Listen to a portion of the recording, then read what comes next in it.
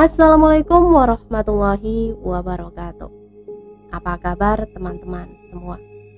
Semoga kita semua selalu dalam lindungan Allah Subhanahu wa Ta'ala, ya. Diberikan nikmat sehat walafiat. Amin ya robbal alamin. Kesempatan kali ini saya akan membagikan satu cerita. Seperti apa ceritanya? Mari kita mulai. Umur memang tidak ada yang tahu, dan ternyata kebaikan dan perpanjangan umur masih ia dapatkan. Puja dan puji syukur kepada Tuhan selalu ia panjatkan bila mengenang kejadian yang pernah menimpanya sewaktu dulu. Ia sampai sekarang masih tidak percaya kalau ia masih bisa hidup sampai sekarang. Sebenarnya saya tidak terlalu percaya akan cerita ini, karena kebiasaan saya bercanda bareng dengan dia dan keluyuran bareng karena usia kita memang tidak terlalu jauh. Tapi ketika dia menceritakan pengalamannya dengan nada yang serius dan sedikit takut bila mana ia mengenang kejadian itu, saya sampai harus menanyakannya kebenaran cerita ini sampai 3 kali untuk meyakinkan kalau cerita ini benar-benar dan bukan sekedar mengarang saja. Bukan tanpa alasan saya menanyakannya sampai 3 kali, karena dirasa memang sangat sulit lolos dari hal tersebut. Karena menurut berita orang-orang di sini, kita hanya mampu menikmati jangka waktu yang singkat bila kita berurusan dengan makhluk ini. Tahun 2005, seketika tangan mendarat di kepala Rizky. Sakit tahu. Rizky memegangi belakang kepalanya. Sandal baru nih, jangan diinjak, nanti kotor. Minggir-minggir, seru Dimas kepada Rizky yang tengah menginjak sendal yang baru ia beli. Duh, sendal sama kepala, masih mahalan sandal, gerutu Rizky kepada temannya. Main yuk sambil jemput Ojak, ajak Dimas. Mereka berjalan menuju rumah Ojak yang berada di pojokan desa. Hari masih terlihat cerah, meski matahari sudah nampak tergelincir ke arah barat. Dimas dan Rizky berjalan terburu-buru untuk cepat sampai ke rumah yang dituju. Tak lupa ketapel dan kelereng sudah mereka bawa. Ya, hari ini rencananya mereka akan berburu burung di sekitaran desa. Kemanapun biasanya mereka selalu bertiga, karena memang sudah sangat akrab dan teman sebaya sedari kecil sampai sekarang ini. Jak, Ojak, teriak mereka memanggil nama kawannya. Sini, di belakang, saut suara dari arah belakang rumah. Rojak woi, bukan kojak, emang aku bakso. Protes itu dilayangkan Ojak kepada Rizky dan Dimas yang berjalan menghampirinya. Ada apa kesini? Tanya Ojak kepada kedua temannya. Cari burung yuk, mumpung masih siang, sekalian jalan-jalan, ujar Dimas menerangkan maksud kedatangannya. Ketapelnya rusak, belum dibetulin. Ya udah, gampang tuh, nanti gantian aja, ujar Dimas meyakinkan. Cabut, jawab Ojak singkat. Dengan tanpa tujuan sebelumnya, mereka bertiga berangkat menyusuri belakang desa dan pekarangan warga, berharap bertemu dengan apa yang mereka cari. Kemana lagi, Dim? Gak ada burung sama sekali, tanya Rizky kepada Dimas, karena sedari tadi tak menemukan burung yang sedang mereka buru. Kemana aja lah, senemunya jalan, Dimas menjawab. Tak terasa mereka sudah di ujung desa. Ke desa sebelah aja yuk, siapa tahu aja ada, usul Ojak kepada kedua temannya. Untuk sampai di desa sebelah, mereka harus melewati tanggul pematang sawah yang cukup besar dan lebar yang memisahkan kedua desa ini. Setelah sampai, mereka langsung memasuki pekarangan di desa ini. Ketapel dan kelereng sudah mereka persiapkan sedari tadi. Namun setelah sekian lama mencari, mereka tak mendapatkan buruannya juga. Sampai akhirnya mereka duduk di bawah pohon mangga yang cukup besar.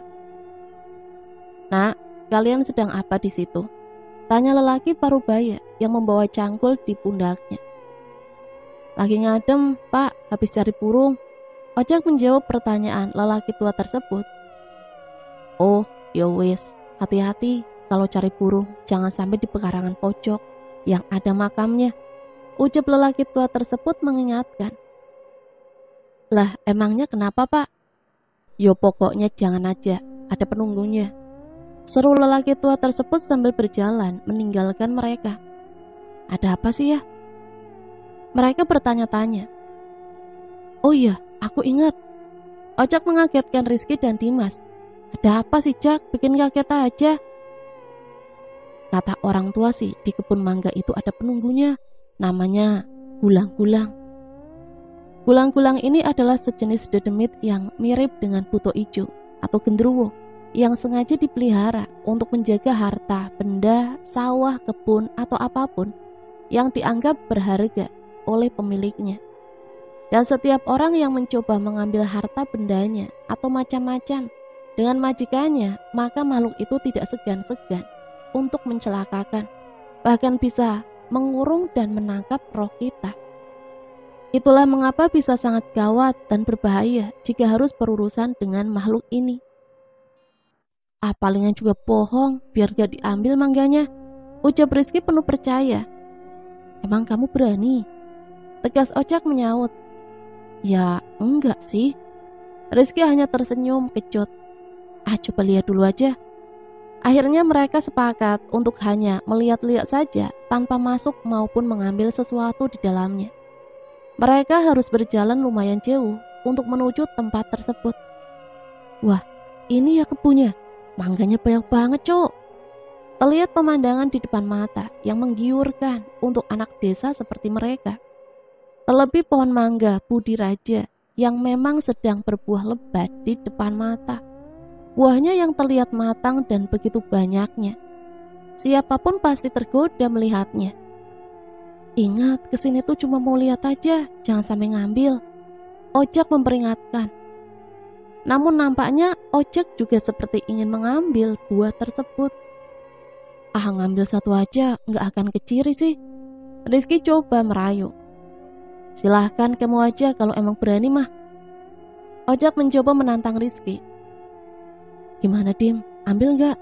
Tanya Rizky kepada Dimas. Duh bingung oi, ragu. Dimas terlihat bimbang. Kalau emang berani mah silakan, aku gak ikut-ikutan dan gak bertanggung jawab. Ojek seakan tidak sepemikiran terhadap kedua temannya.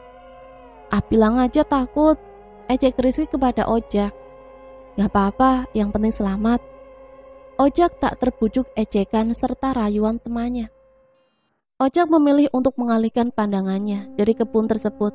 Sementara Dimas dan Rizky mencoba melemparkan batang mangga tersebut, berharap buah mangga bisa jatuh, lalu mereka bisa mengambilnya.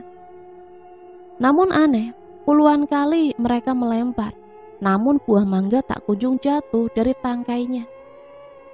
Wah bener nih dijaga demit, Dimas berprasangka. Udah Riz, berhenti, pindah aja yuk, ajak Dimas kepada Rizky. Seakan sudah tahu dengan apa yang Dimas pikirkan, Rizky pun menyudahi perbuatannya. Mereka berjalan ke arah Ojek yang menunggu di depan kebun itu. Namun Ojek malah berlari ke arah mereka. Burung besar woi, terbang ke situ, ucap Ojek mengarahkan telunjuknya. Mereka pun mengejar burung tersebut yang terbang ke arah pohon mangga tadi. Ojek mengarahkan ketapelnya.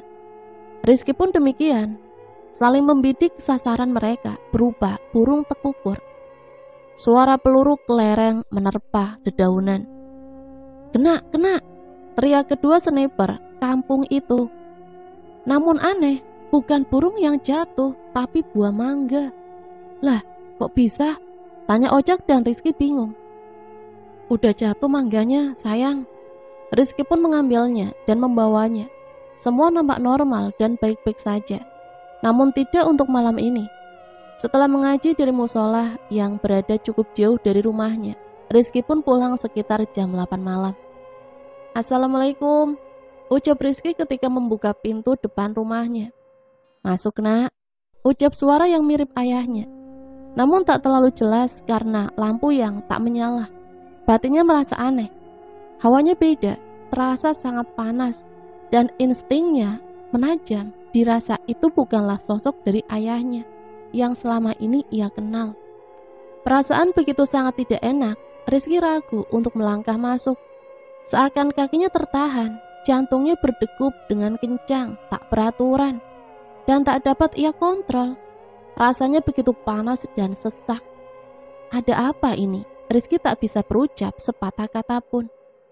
Sosok tersebut menatap ke arahnya. Aneh, badan dan wujudnya langsung berubah seketika. Tubuhnya membesar dan meninggi sekitar 2-3 meter. Wajahnya merah darah penuh borok. Matanya merah menyala. Lidahnya menjulur menjilat-jilat.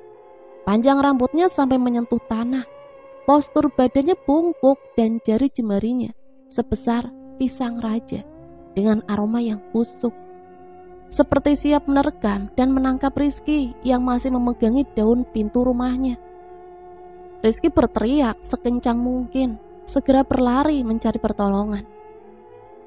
Pak Abdur yang mendengar suara teriakan segera keluar dari rumahnya untuk melihat keadaan. "Kamu kenapa, Riz?" tanya Pak Abdur bingung. Rizky tak menjawab, ia hanya menangis ketakutan. Ayahnya yang baru saja pulang bekerja sebagai tukang becak segera menghampiri anaknya.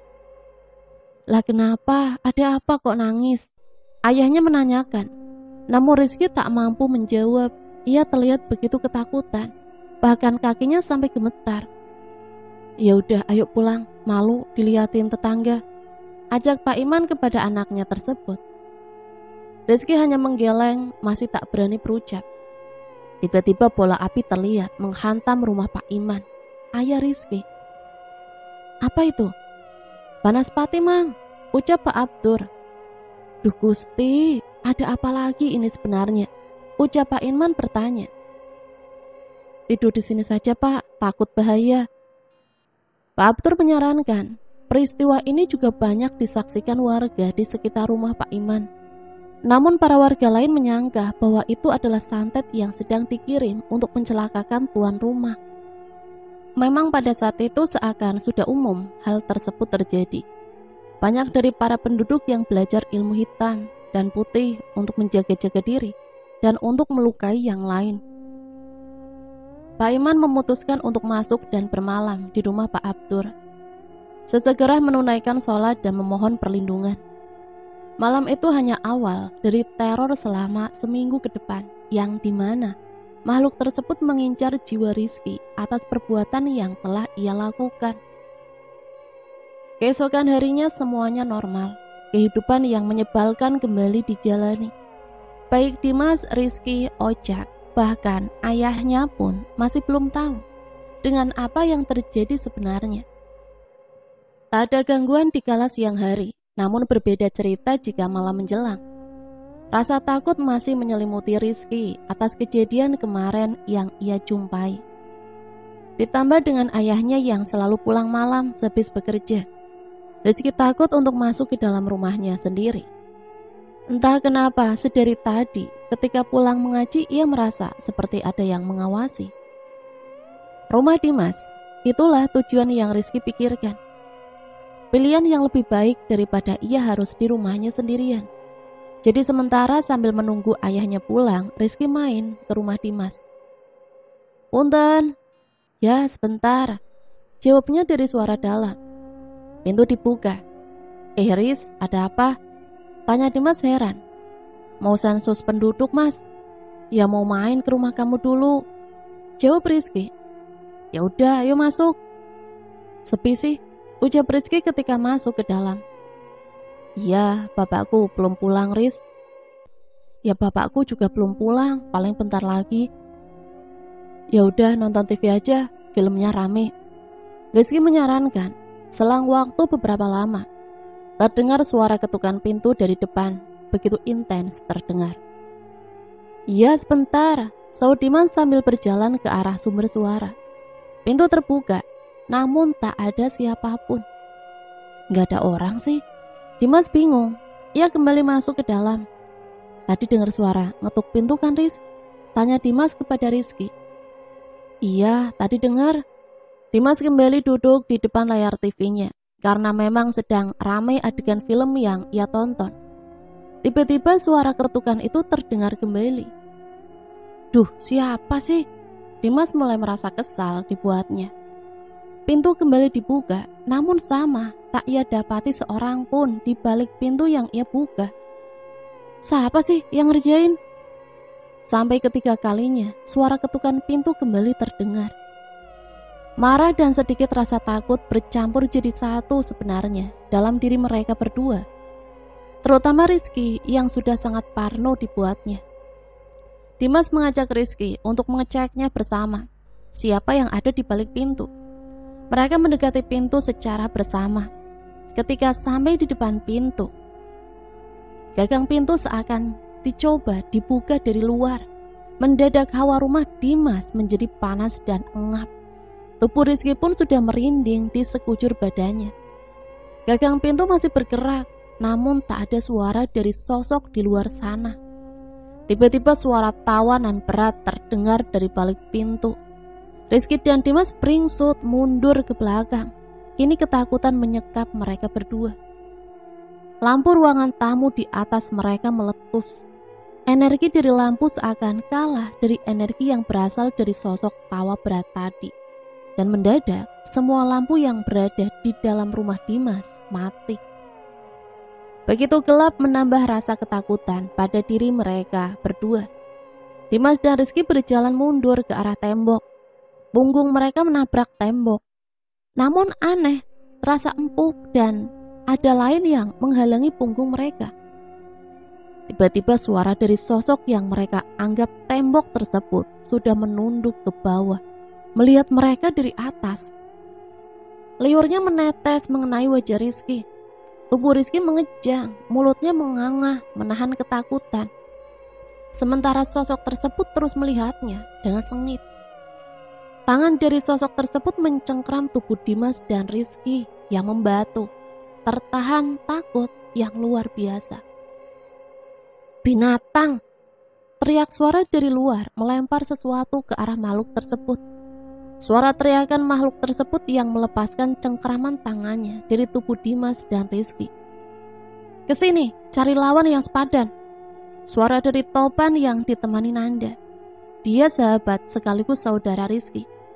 Topan kini menantang makhluk yang mengganggu keponakannya. Ya bisa dibilang mereka berdua ini mempunyai ilmu yang entah itu ilmu apa. Mereka belajar dari gurunya yang masih satu desa dengan mereka. Berani-beraninya ganggu keponakan aku. Sini! Kelakar Topan menantang makhluk tersebut. Makhluk tersebut hanya tertawa dan menghilang begitu saja. Lari kemana dia?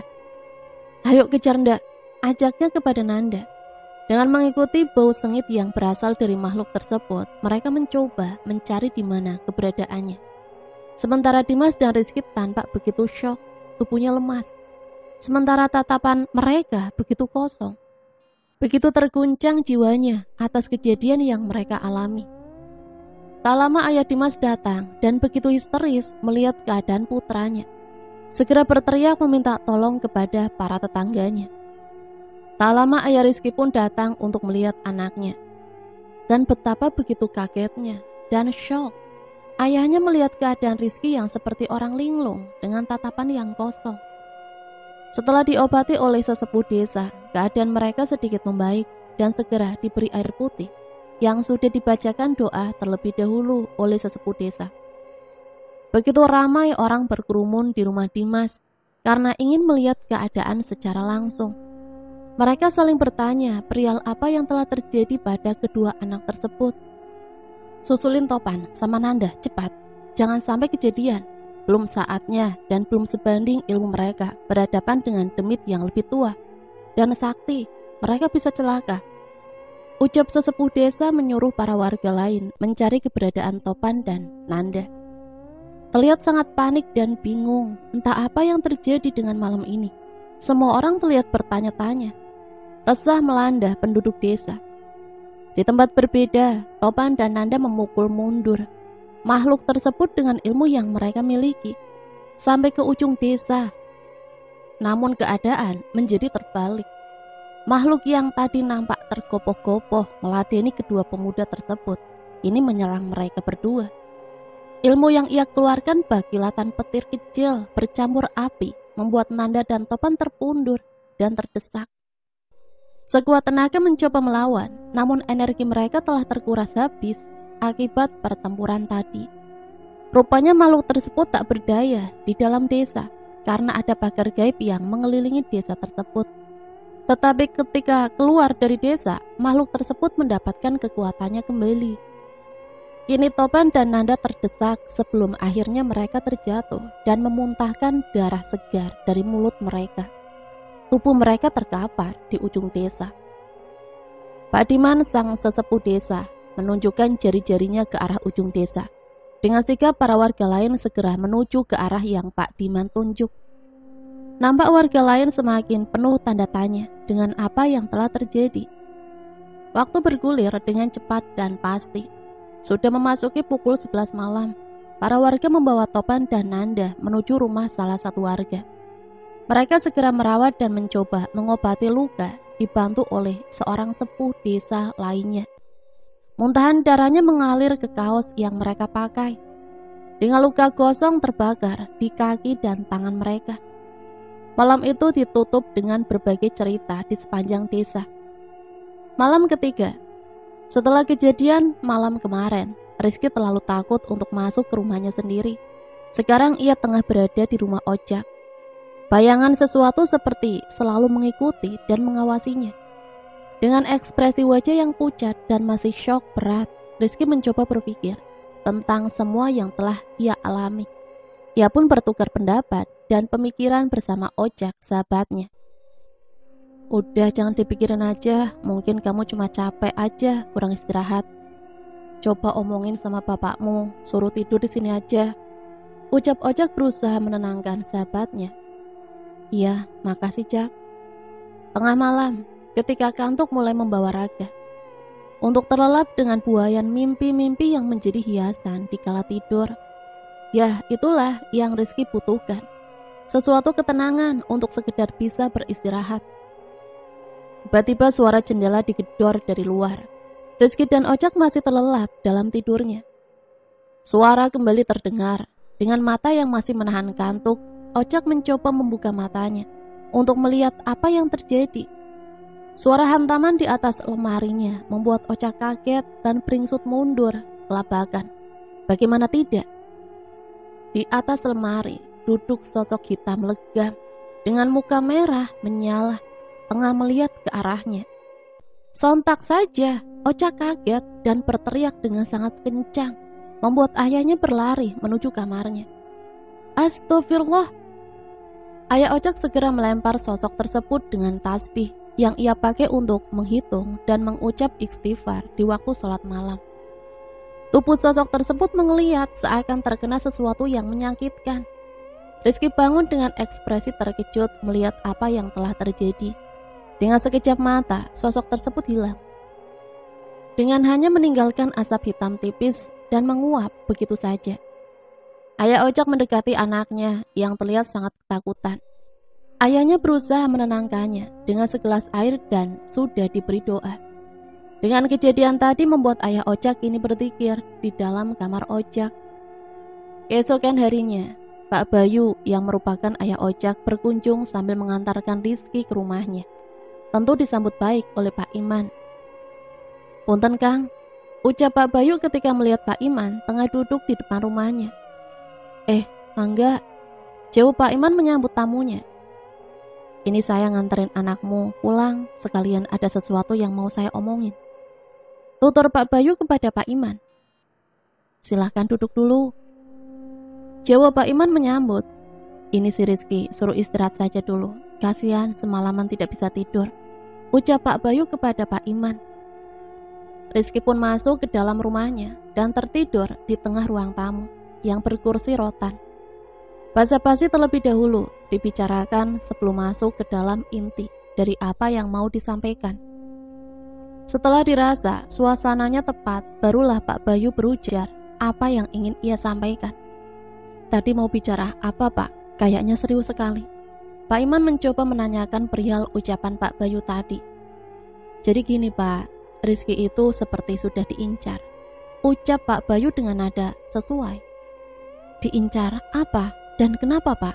Ucap Pak Iman menanggapi Pak Bayu. Saya dengar dari tetangga, katanya Rizky sudah ditakut-takutin selama 2 hari ini sama Demit. Nah, pas tadi malam Rizky tidur sama Ojak di rumah saya. Demitnya juga ikut nongol di kamarnya Ojak. Saya rasa Rizky memang sudah diincar oleh Demit tersebut, ucap Pak Bayu menerangkan. Duh Gusti, apa salah anak saya sampai bisa begini? Mending saya saja yang diincar, kalau harus mati, mending saya saja, jangan anak saya. Dengan wajah memelas dan begitu terpukul, Pak Iman meratapi nasib anaknya. Yang sabar Pak, saya akan mencoba membantu biar gak kejadian. Pak Bayu mencoba menenangkan. Mending nanti malam Rizky jangan tidur di rumah dulu. Usahakan jangan sampai tidur, karena Demit itu akan mengambil rohnya Rizky sewaktu tidur. Usahakan jangan sampai terpejam matanya, ucap Pak Bayu memberi petunjuk. Terus harus tidur di mana Pak? Ya Tuhan, nasib celaka sedang menimpa badan. Nestapa Pak Iman mengucap penuh nelangsa. Suruh di musola aja dulu, insya Allah Demitnya gak bakal bisa masuk dan ganggu. Sore hari menjelang pertanda waktu akan berganti dengan malam. Rizky baru terbangun dari tidur panjangnya dengan raut wajah lelah dan pucat. Ayah Rizky menyuruhnya untuk mandi dan bergegas sholat dan mengaji. Di musola biasa Rizky menimba ilmu agama. Pak Iman pun menemani anaknya berangkat ke musola yang cukup jauh dari rumahnya. Atas saran dari Pak Bayu tadi, Pak Iman berniat bertemu dengan Kang Soleh, Ustadz di mana Rizky belajar mengaji, bermaksud menyampaikan keluh kesah dan saran dari Pak Bayu tadi. Sial, Pak Soleh sedang tidak ada. Ia sedang ada keperluan sehingga tidak bisa mengajar ngaji dan urusan lainnya di rumahnya. Baru besok beliau pulang, sementara di musola hanya ada Ajat, murid kepercayaan Pak Soleh, seorang pemuda yang mempunyai perawakan tinggi dan putih. Dengan berat hati Pak Iman menitipkan anaknya kepada Ajat, meminta tolong agar Ajat mau menemani dan melindungi Rizky, dan berpesan agar Rizky jangan sampai tertidur. Pak Iman pun memberikan sekantong plastik belimbing, wuluh, dan kedondong dengan maksud agar Rizky tetap terjaga. Dengan ucapan salam, Pak Iman berlalu berjalan meninggalkan musola. Bukan tanpa sebab, beliau tidak mau menemani anaknya, namun karena di malam ini ia dapat giliran ronda yang mengharuskannya berkeliling untuk menjaga keamanan kampungnya. Pak Iman berjanji untuk sesering mungkin melihat keadaan di musola untuk memastikan anaknya tetap baik-baik saja. Malam keempat, malam berlalu begitu pelan untuk Rizky yang mengharapkan datangnya siang. Rizky membatin sembari mengobrol bersama Ajat di dalam musola. Tak banyak yang bisa ia bicarakan karena memang Rizky tak terlalu berteman dekat dengan Ajat. Rizky tak menggubris obrolan Ajat yang sepertinya asik sendiri, hingga Rizky terbuai dalam lamunannya sendiri. Lama-kelamaan suasana menjadi begitu hening. Tak ada ocehan Ajat yang sedari tadi mengganggu telinganya. Walah dasar, disuruh nemenin malah tidur sendiri. Dasar gendeng, ucap Rizky kesal ketika melihat Ajat yang sudah tertidur di sampingnya. Suara dengkuran Ajat mengganggu pendengaran Rizky. Duh, ngoroknya kayak suara mesin diesel lagi, ucap Rizky gregetan. Di tengah dengkuran Ajat, samar-samar Rizky mendengar suara langkah kaki yang begitu berat. Rizky segera beristighfar. Tak lama terdengar suara bising dari luar musola di mana ia berada. Di tempat berbeda, Pak Bayu sedang mengucap doa-doa di ruang tamunya, yang entah itu bacaan apa, namun terlihat begitu fasih ia mengucapkannya. Pintu rumahnya seperti dilempar sesuatu yang besar. Pak Bayu berdiri untuk melihat keadaan, mengintip dari balik tirai jendelanya. Alangkah terkejutnya ia ketika melihat banyak sosok di depan rumahnya, seperti sedang mengepungnya dari segala arah. Pak Bayu terus mengucap doa-doa sambil terus mengawasi keadaan di depan rumahnya, berjaga-jaga jika mereka berniat masuk ke dalam rumahnya. Sementara itu Pak Iman masih menunggu di dalam rumahnya, menunggu teman-temannya datang menjemput dirinya untuk meronda malam ini. Suara dari dalam kamar Rizky membuatnya terkejut. Suara bising yang berasal dari lemari anaknya. Awalnya ia ragu dan takut namun rasa penasaran mengalahkan segalanya. Perlahan ia mendekati lemari tersebut yang seperti terguncang dengan sendirinya. Perasaan takut berpadu dengan besarnya rasa penasaran yang dimiliki, membuat adrenalin terpompa sehingga detak jantung menjadi tak karuan dibuatnya. Perlahan Pak Iman mendekati lemari tersebut sambil mengumpulkan segala keberanian. Tangan gemetar dengan hebatnya. Sesosok kuntilanak hitam keluar dari dalam lemari dan hilang begitu saja menembus dinding kamar anaknya. Sontak Pak Iman lari ketakutan menuju pintu keluar rumahnya. Bahkan ia sampai menabrak teman-temannya yang datang untuk mengajaknya meronda. "Ada apa, Pak?" tanya temannya penasaran. Dengan nafas yang masih tak beraturan, Pak Iman tidak menjawab pertanyaan dari temannya tersebut. Melihat keadaan Pak Iman yang seperti ketakutan, Pak Abdur memberikan air minum untuk menenangkan Pak Iman. "Diminum dulu, Pak." Pak Abdur menyodorkan minuman dalam botol. Seperti orang yang tengah kehausan, Pak Iman meneguk habis air minuman dalam botol tersebut. Setelahnya barulah ia merasa sedikit tenang dan menceritakan apa yang baru saja ia alami. Setelah menceritakan kejadiannya, Pak Iman beranjak bangun karena ingat dengan anaknya.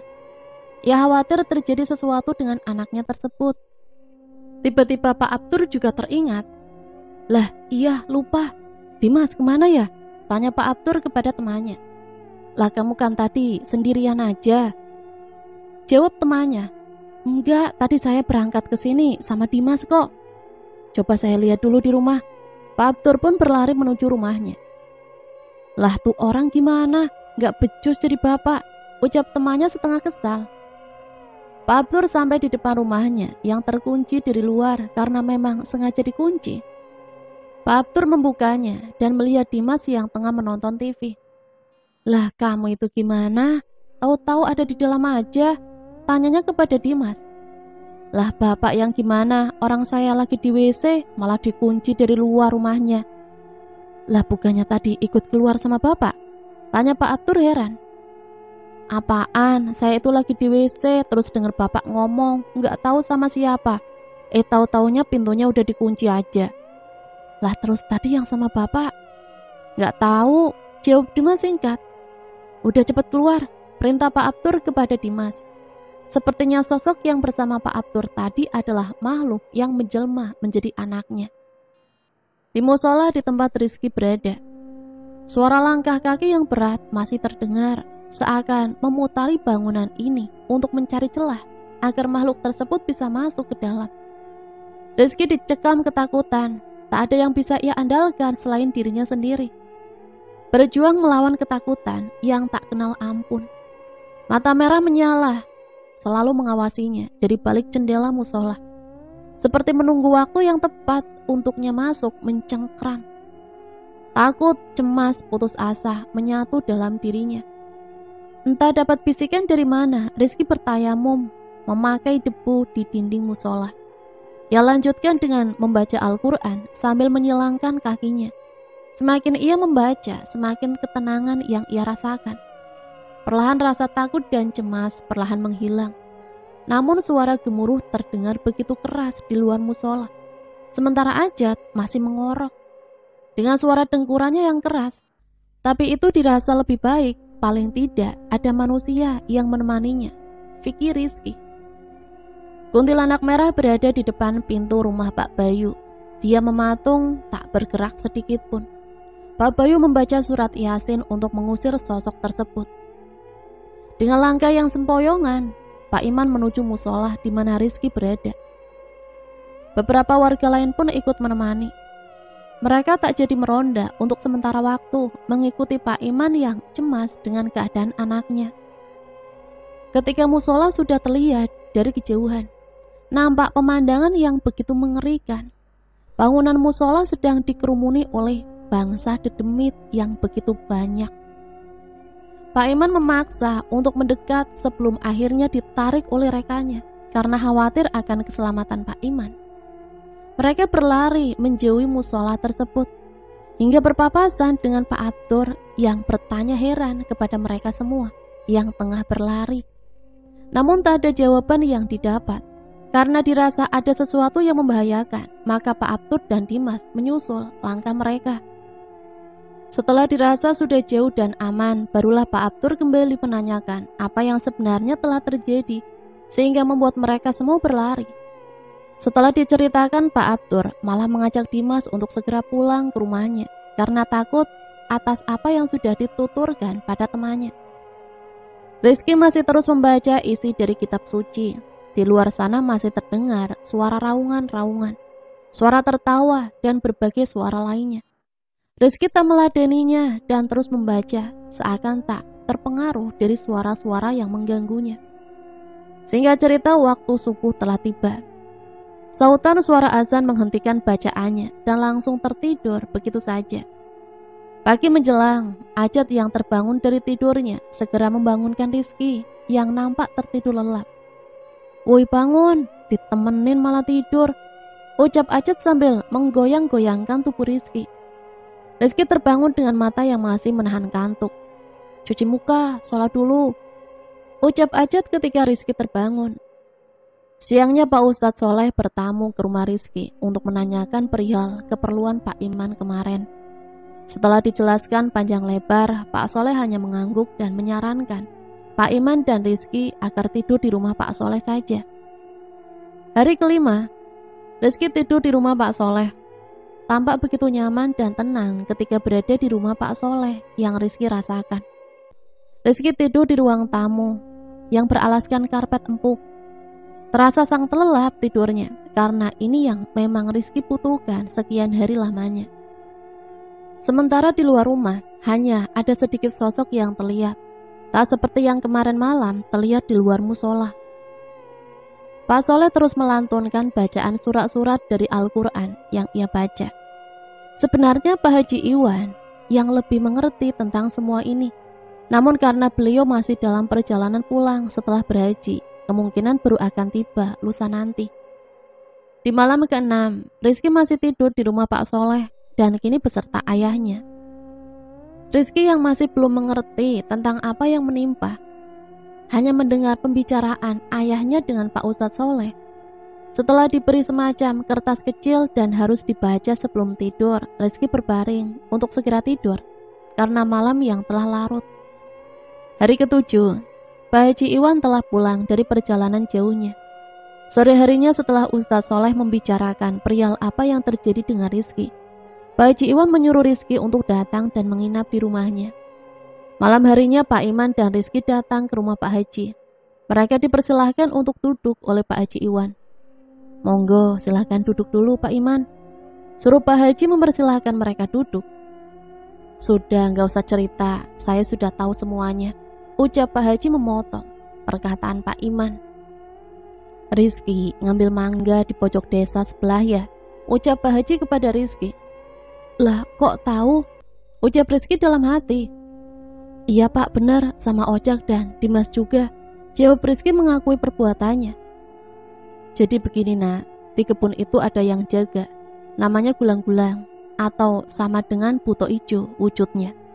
Itu makhluk yang disuruh menjaga kebun tersebut oleh majikannya. Jadi kalau ada orang yang mau nyolong atau macam-macam, pasti bakal didatangi makhluk itu. Akan diambil raganya secara paksa untuk dijadikan pembantu di istananya. Pasukannya begitu banyak." Pak Haji menerangkan kepada Rizky akan masalah yang ia hadapi selama ini. Dek, Rizky merasa panas dalam tubuhnya karena begitu kaget dengan besarnya masalah yang selama ini ia hadapi. "Tapi kamu itu termasuk hebat, ajaib bisa hidup sampai sekarang. Soalnya paling lama orang yang berurusan dengan makhluk tersebut hanya sehari, sebelum meninggal tak bernyawa," ucap Pak Haji membuat Rizky semakin takut dibuatnya. Pak Iman pun tak kalah terkejut dengan ucapan yang Pak Haji lontarkan. "Sudah tenang, saya bakal ngurusin semuanya, biar nggak kejadian. Nanti besok kita datangi orang yang punya kebunnya, suruh narik makhluk yang mengganggu kamu selama ini.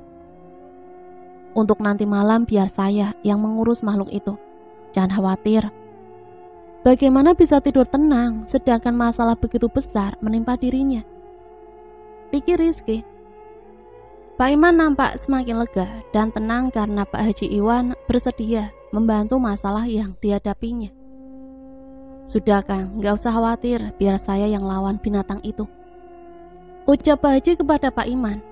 Iya, terima kasih banyak Pak.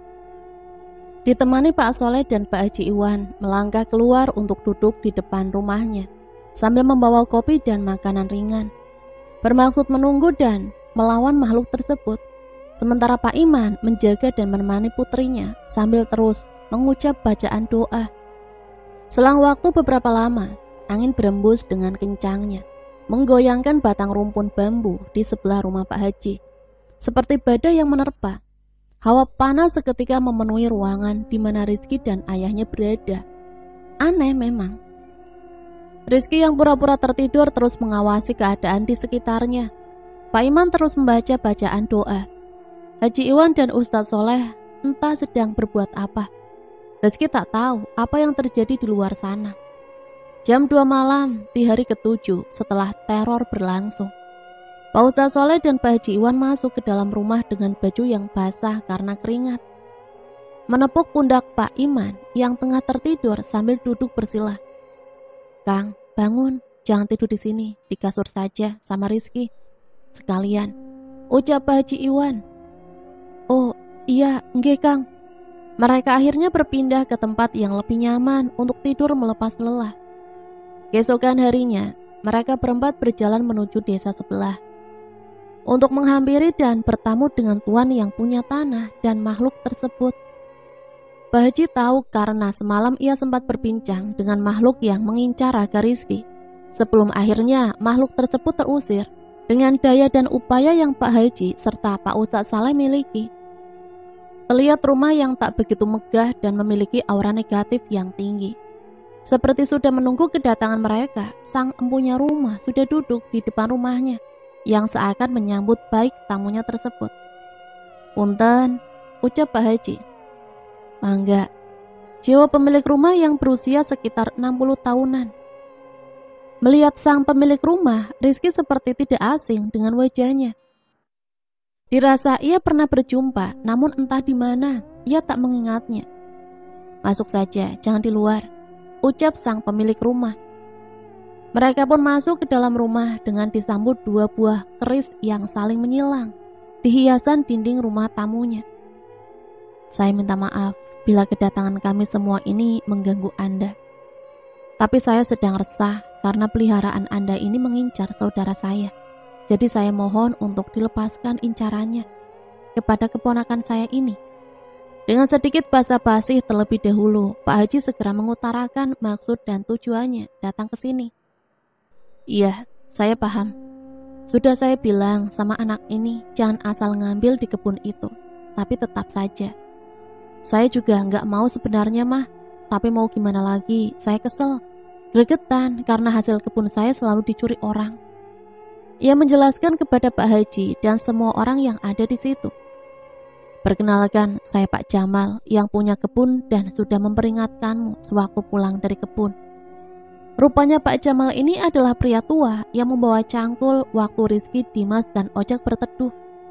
Ya pantas saja Rizky seperti pernah melihat wajah lelaki tersebut. Dengan negosiasi yang berlangsung di kedua belah pihak, maka disetujuilah suatu kesepakatan bersama, yaitu ada mahar yang harus dibayar berupa uang dengan jumlah nominal tertentu untuk menarik makhluk tersebut agar tak mengganggu Rizky lagi, seperti membeli bencana atau membeli ancaman kematian. Pihak Pak Haji menyetujuinya dengan mahar Rp500.000, yang dimana pada waktu itu adalah jumlah yang besar, mungkin jutaan pada waktu sekarang ini. Sebenarnya bisa saja Pak Iman mendapatkan uang tersebut karena memang istrinya atau ibu Rizky sedang bekerja sebagai TKW di Saudi Arabia. Namun tentu pasti akan membuat istrinya panik, khawatir dan syok. Pak Iman pun mengurungkan niatnya dan memilih untuk meminjam saja ke tetangganya. Tapi langsung saja Pak Haji membayar kontan nominal mahar uang tersebut agar tidak ada lagi teror yang menimpa Rizky dan para warga lainnya. Pak Iman begitu berterima kasih atas segala bantuan yang Pak Haji berikan dan berjanji akan segera melunasi hutang uang tersebut. Namun Pak Haji menolaknya. Ia mengikhlaskan uang tersebut untuk membantu Pak Iman dan Rizky. Singkat cerita, mereka pun pamit pulang dengan harapan dan kehidupan yang baru setelah Rizky lolos dari kematian yang mengincarnya. Tak ada yang bisa memiliki jiwa dan raga ini. Bahkan kita sendiri pun bukan pemiliknya. Hanya Tuhan yang Maha Esa yang berhak dan memiliki kuasa penuh atas diri kita ini. Tak ada yang tak mungkin jika Tuhan sudah berkehendak dan menentukan arah yang akan kita tuju.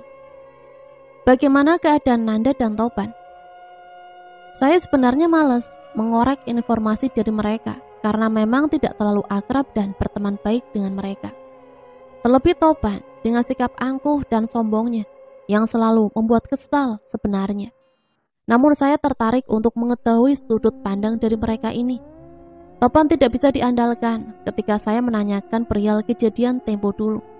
Dan yang menimpanya bersama Nanda, dia selalu menjawab dengan sombong dan kelakar tentang kekuatannya. Saya muak mendengarnya. Jadi saya memilih untuk menggali informasi dari Nanda saja. Story dari Nanda. "Bangun, dicariin Topan tuh," ucap ibunya membangunkan Nanda. "Ada apa sih Bu? Bilang aja masih tidur gitu," jawab Nanda malas. "Tidur aja kayak orang mati. Ayo nongkrong," ajak Topan yang masuk ke dalam kamar Nanda. "Ah, masih ngantuk. Tahu sendiri 3 hari gak tidur," jawab Nanda masih dengan nada malas. "Ah, ayo cepetan." Topan menarik tangan Nanda. Setelah mandi dan berganti pakaian, Nanda segera menghampiri Topan yang menunggunya di ruang tamu. "Lama banget mandinya, kayak perawan aja," ucap Topan kesal menunggu. "Ayo berangkat, mau nongkrong di mana?" "Biasa di pos ronda aja," jawab Topan bersemangat.